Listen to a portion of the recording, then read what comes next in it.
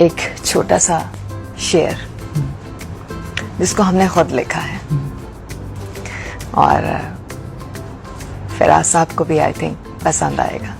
ये हमने खुद लिखा है।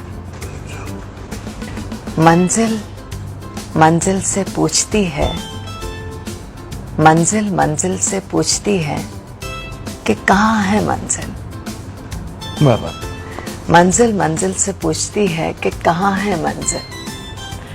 हर मंजिल पर पहुंचकर सोचते हैं शायद यही है मंजिल।